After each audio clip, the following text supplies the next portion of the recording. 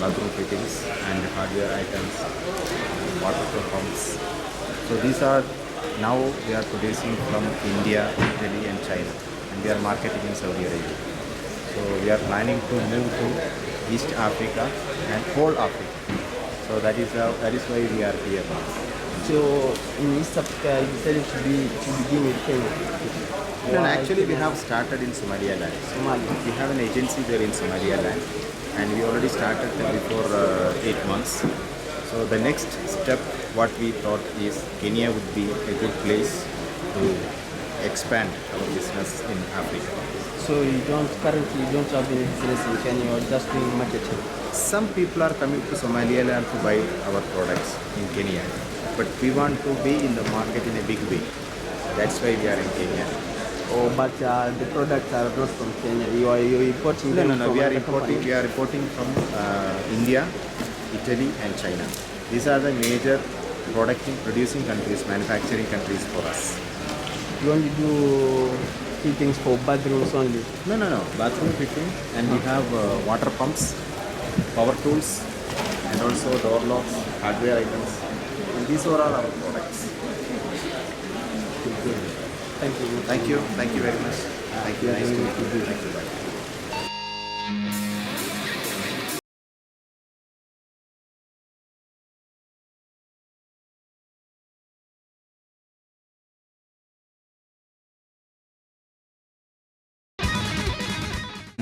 Good morning.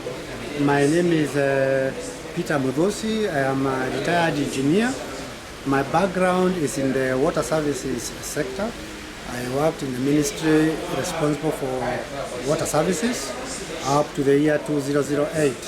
Now, since then, I have noted with interest that many Kenyans below the middle class do not participate in the formal housing sector. And this problem has held back development within the country. And so policy makers have challenged designers to come up with designs, products that will meet the real needs of those Kenyans below the middle class. And the benchmark they set for us is that the rooms should be spacious. The bedrooms, for example, should be double bedrooms, large enough to accommodate quite a number of things. And therefore, I thought even today, it is very important for us to respect that benchmark. And therefore, last year during the inaugural Apostle Conference, I presented a paper of a duplex, which I called the Universal Home, because as well as meeting the needs of the people below the middle class, it would also be attractive to the other Kenyans, even the rich, the wealthy.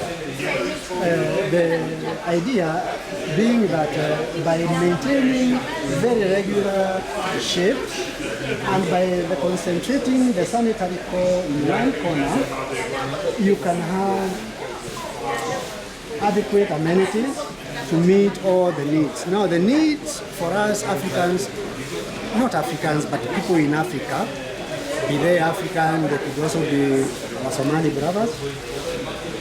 We do have some cultural and also customary restrictions, for example, which restrict in-laws from sharing sanitary facilities with their sons-in-law and their daughters-in-law, which means that most of the time we end up, when we host our in-laws, we end up taking them to our neighbors for them to spend the night there.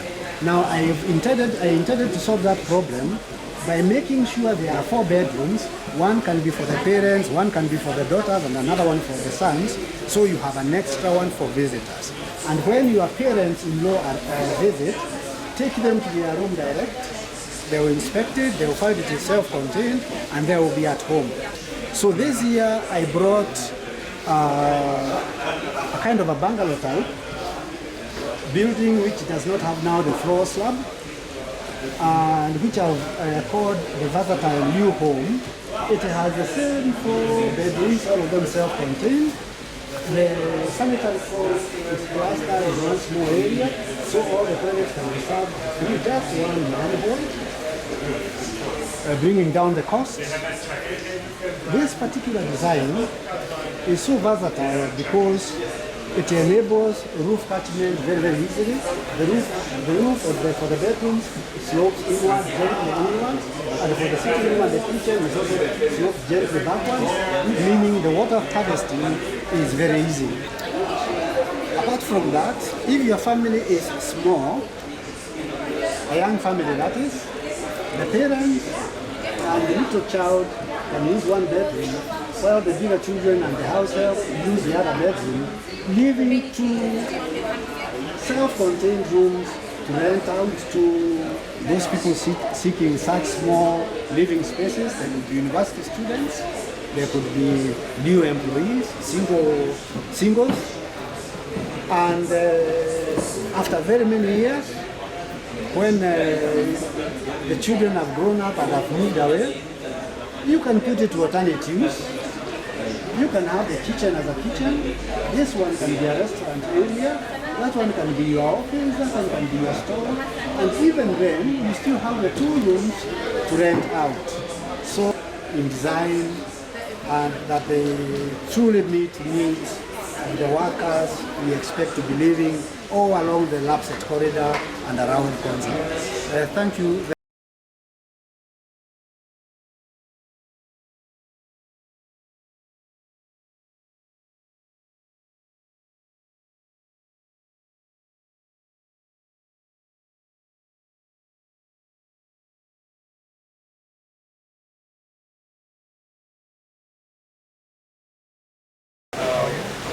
Thank you.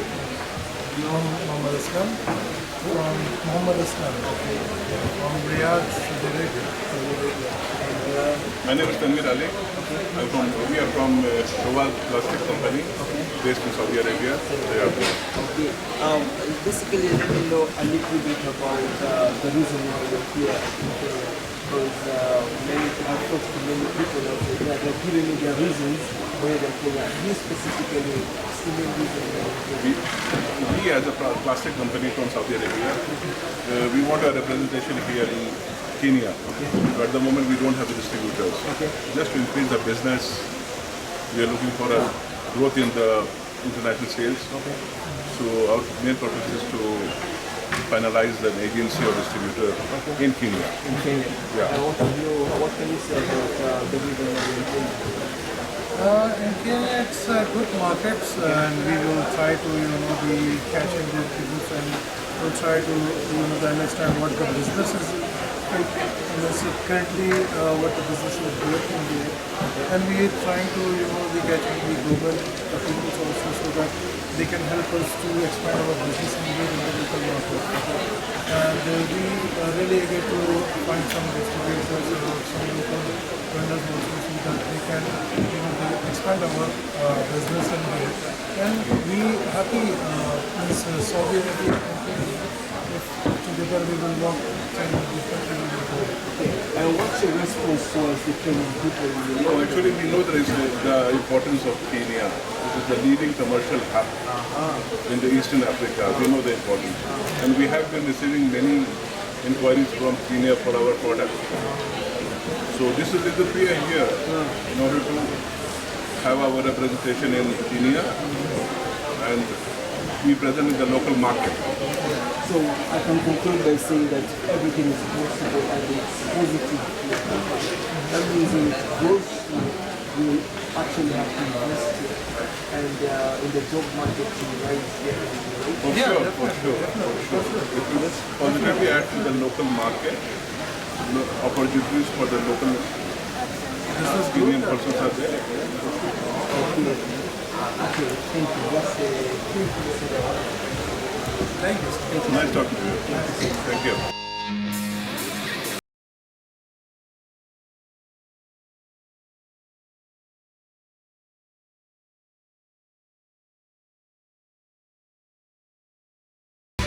We convinced the government of Nasakema to invest into 3 conveyors, each one about 3 kilometers long, and we bring the material down the mountain and we generate electricity with it.